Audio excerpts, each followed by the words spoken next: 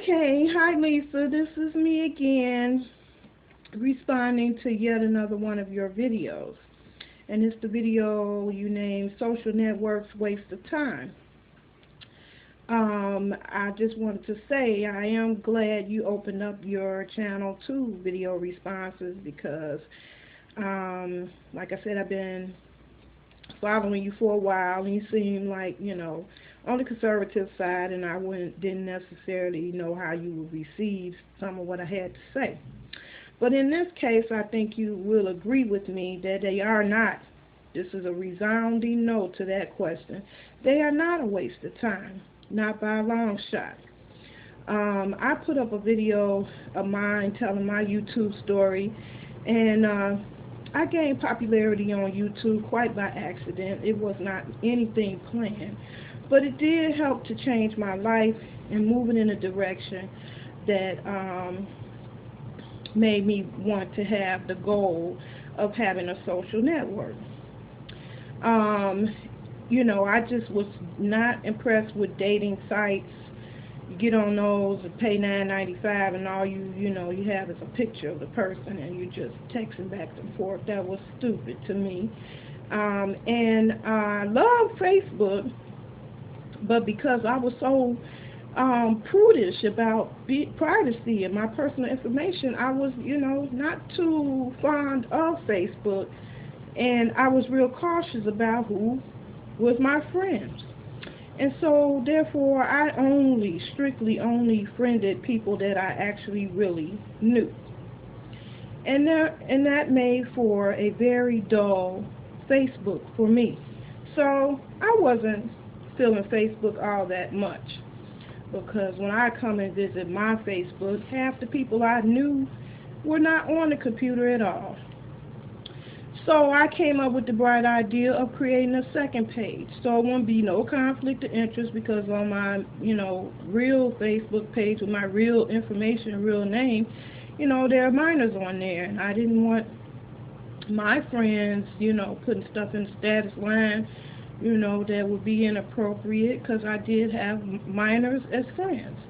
So anyway, I opened up a second page so that I could explore friendships online, network with people online that had common interests. And quite by accident, I discovered the power and the value of Facebook and other social networks. I have my comments and whatnot automatically being fed to Twitter and Facebook.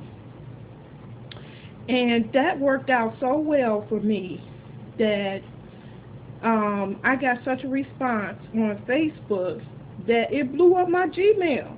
I was locked out of my Gmail account for 2 days because there was that much traffic that had come from as a direct result of Facebook. And then, because of my niche genre, my website, I wanted to create a social network where fat women could be free to be fat women without having to worry about the chronic hate that you get on the mainstream websites like YouTube and whatnot. And I had no clue as to how to find these people. Well, guess what? Facebook was hand delivering them to me. Every time I looked up, I saw the suggest a friend, do you know them? And without any work at all, they were delivering it to me on a silver platter. And these women were not on their real names, so I would never have been able to search and look for them. But all I had to do was sit back and wait for Facebook to continuously violate our privacy. But it worked out for me because these women were often on Facebook with private profiles, and I understood why they were there on private profiles, because so was I. My privacy, I'm approved.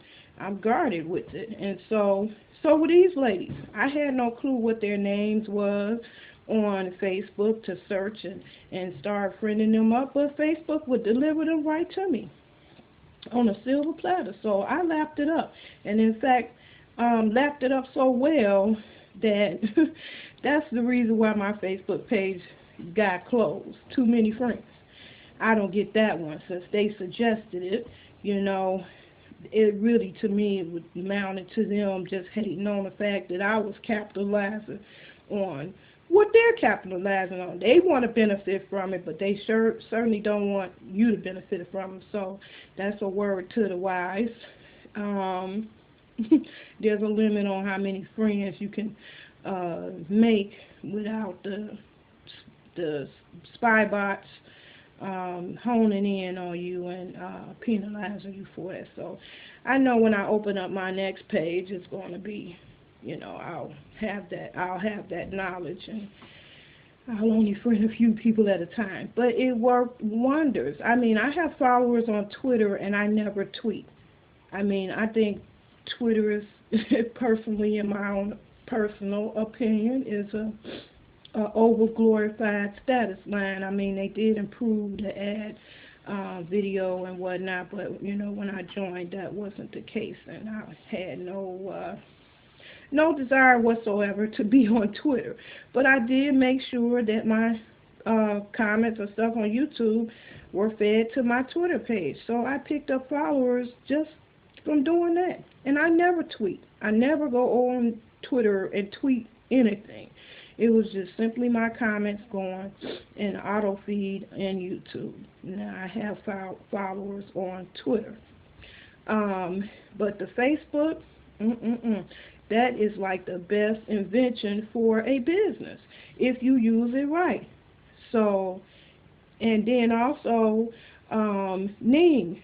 I joined a lot of social networks under Ning, and mostly that was to learn how to have a social network. I mean, because there were things that I needed to learn, and I was watching other administrators and site creators, how they were doing things, because I know it's how important it is to greet your members and make them feel a part of the community, and welcoming them and remembering birthdays and stuff.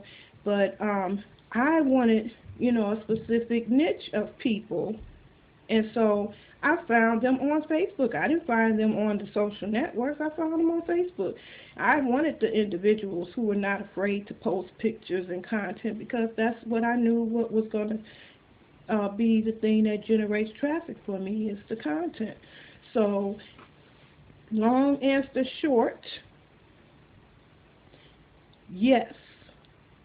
Social networks are a great tool. They are not a waste of time.